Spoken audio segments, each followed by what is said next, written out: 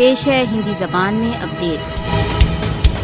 मोदी शासन के अप्रजातांत्रिक उपाय तथाकथित प्रजातांत्रिक भारत के यथार्थ रूप का रहस्योद्घाटन करते हैं। भारत मोदी के शासन में आधिकारिकतावाद की ओर बढ़ता प्रतीत होता है। सन 2014 के पश्चात से भारत में राजनीतिक अधिकारों तथा नागरिक स्वतंत्रता में बहुत तेजी से कमी आई है। मुसलमानों व अल्पसंख्यक समुदायों के विरुद्ध भारत में बीजेपी की नीतियों में राजनीतिक तथा नागरिक अधिकारों के वास दीख पड़ रहे हैं। मीडिया पर सेंसरशिप तथा नागरिक समाज पर दमन मोदी शासन की आधिकारिक नीतियों के स्पष्ट प्रमाण हैं। मुस्लिम विरोधी कानून तथा राजनीतिक विरोध के विरुद्ध राजद्रोह के कानून भारतीय प्रजातंत्र के वास को उजागर करते हैं।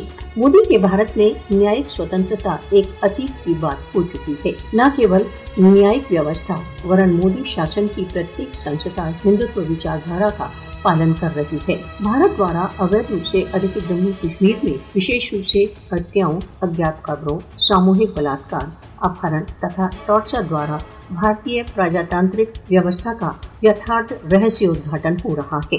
कश्मीरियों द्वारा उनके राजनीतिक भविष्य के निर्णय से निरंतर इनकारी द्वारा भारत एक शैम डेमोक्रेसी बन चुका है। भारत में व्यवस्थित रूप से प्रजातंत्र के नाश की ओर फ्रीडम हाउस तथा अन्य सार्वभौमिक संगठनों ने भी संकेत किए हैं। विश्व को भारत तथा भारत द्वारा अवैध रूप से अधिकृत जम्मू कश्मीर में निरंतर बढ़ते आधिपत्यवाद तथा अधिकारों के दमन की ओर ध्यान देना चाहिए।